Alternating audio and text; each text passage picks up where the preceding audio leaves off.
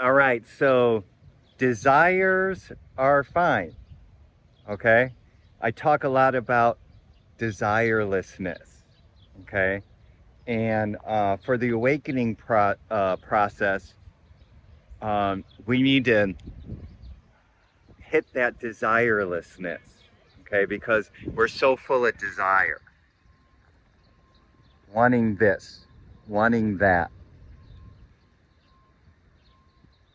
or aversion, not wanting that, not wanting this, right? The fear, aversion, and then desire, wanting that. And it's sort of like this,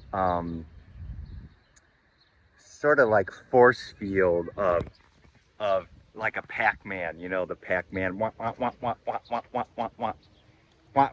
eat this, my attention goes here, my attention goes here, my attention goes to social media, my attention goes to, you know, Facebook, Instagram, my attention goes to this attractive person walking by me, my attention goes to this attractive person walking by me. It's like, remember the movie The Matrix? It's like when Morpheus is teaching Neo about how to navigate the Matrix, and the woman with the red dress comes by, and you know Neo's like, and then the woman morphs into Agent Smith or whatever and tries to kill Neo, at least in the simulation program. So you know, it's dangerous in a awakened metaphysical sense. Is that the desire here, it's keeping you in the matrix, it's keeping you in asleep. Okay, so that's why a lot of teachers and including myself say, you know, give up desire, become desireless, right? No attachment. And then when you do, the universe opens up to you, right?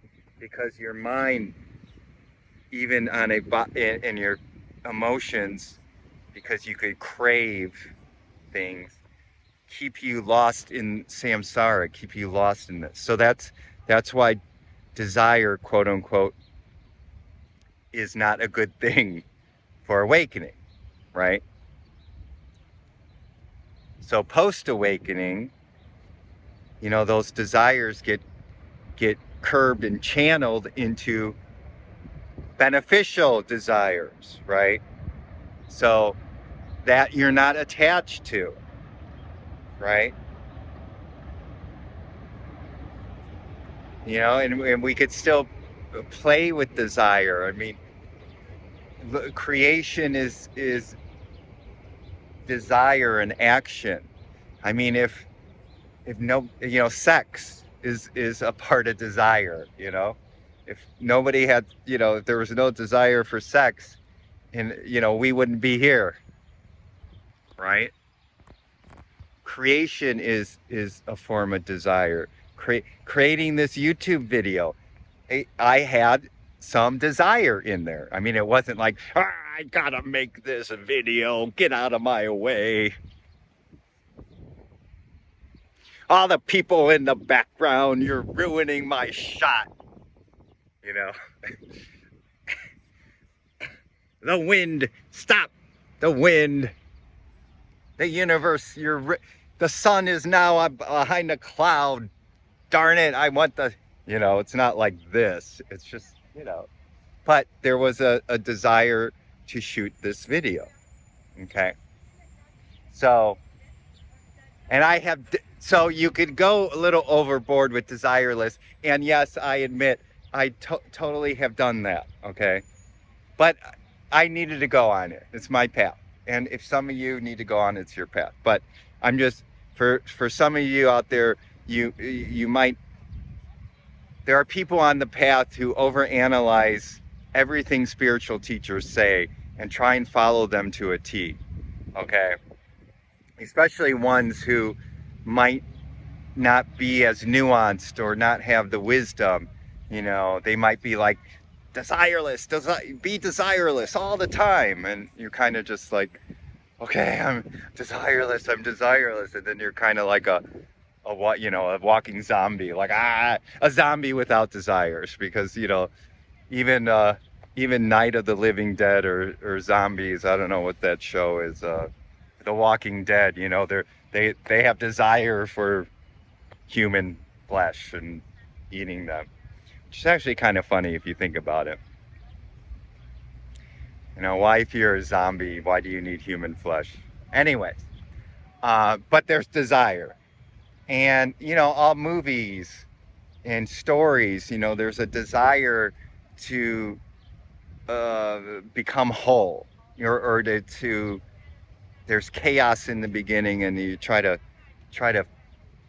there's a desire to make sense of it. Or if it's a romance or romantic comedy, it's a desire to get the girl or the guy, right? The desire to find love. Or if it's a thriller, desire to not get caught or catch the person, or murder mystery, find out who did it, right? So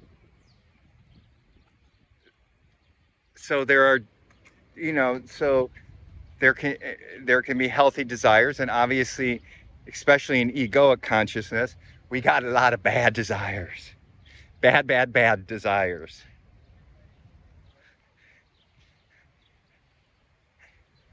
Guilty as charged. So the desires, as you awaken and as you heal the shadow and heal those parts of you that want unhealthy desires, or desires that your ego thinks is going to make you happy, you become more desireless. Okay, the desires actually crank down, and you could go through phases of I like the word ennui, I guess. I don't know, boredom, or just or feeling, I just don't want to do anything. I have no desires, and that's okay. A lot of us go through that, and some of us go through that for years, like me, on and off. Get a job. All right, all right, all right. Um, so it's sort of like a natural, because you're unlearning, you're dissolving these unhealthy desires, and the healthy desires haven't been replaced yet in your body temple, in your nervous system, right? So you could actually start, if and do this in a genuine way, do this coming from source, coming from truth. What does source want me to do? It's just like, me making these videos. What did source want? I surrender. What do you want me to do? Okay. I started doing these videos. Okay. So make it a genuine desire. It's, I want to start this business, or I want to play music, or write songs, or write a book, or help a nonprofit, or become a monk, right? Or find a soulmate. That's okay. Just and as you go on the path, your desires become more aligned, I think is a great word. More aligned with truth, with the now, with existence, right? So and then it's okay, but you're not lost. So you could get to a point where, okay, I got this desire. It's okay. You're not caught up in it anymore. You're not, you don't have to keep questioning yourself. Oh, is this desire good, or I got a desire, I'm not spiritual anymore. No. Just chill out.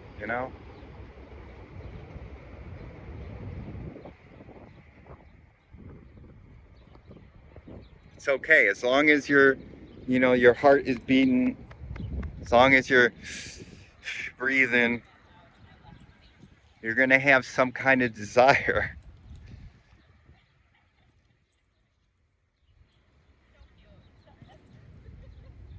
I'm hungry. I'm thirsty. Even on like a primal level, we got to eat, we got to sleep, you know. Social, being social, desire for friendship, desire for spirit, desire for this spiritual work is important, you know. Desire to meditate. You could have to. I mean, I know it sounds I don't know, is it paradoxical or ironic, or I don't know, one of those words, counterintuitive, I don't know, one of those, but you could actually, you have a desire for being desireless and to wake up, right? I mean, but then you got to cut the desire. I know you got to, because you could grasp, and this is where it gets kind of like a twister, or like a pretzel, where you got the train way over there.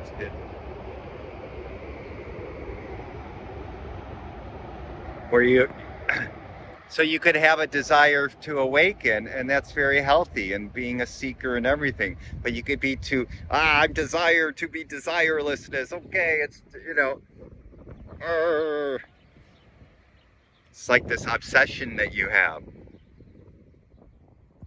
No, you desire it, and then you just surrender, let go, and no more. Whatever happens, happens. So no, the ego could be kind of lurking around when you surrender and let go, and you're like, oh, so you're still a little desiring. So just experiment.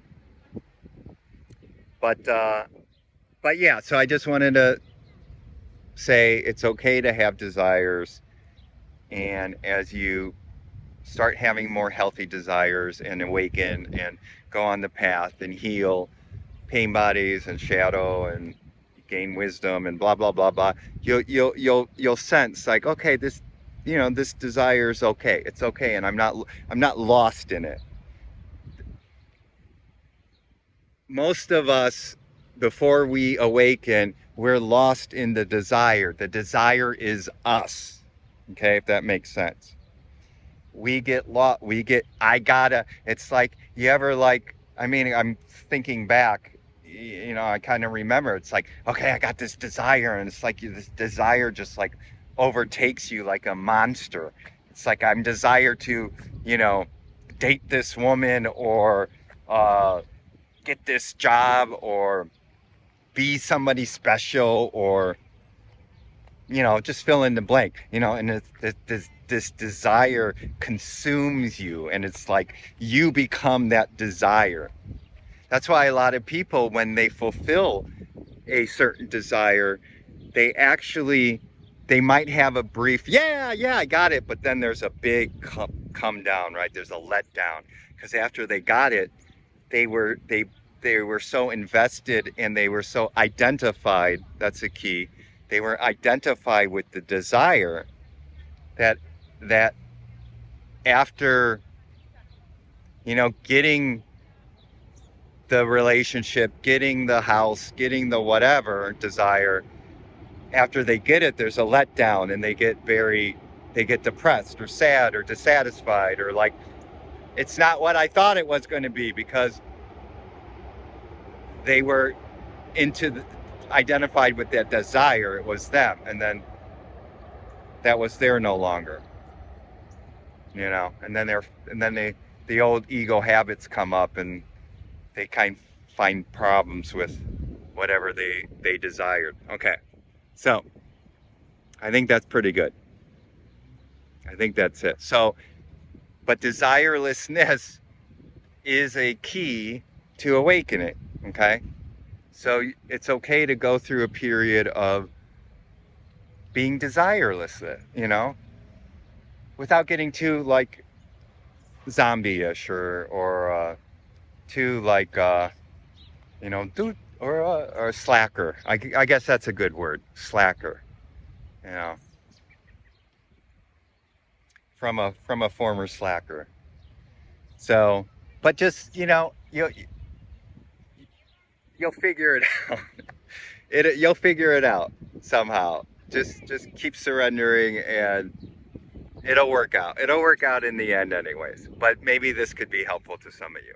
All right, love you. So until we meet again next time in the both desirelessness now moment and desire happening now moment.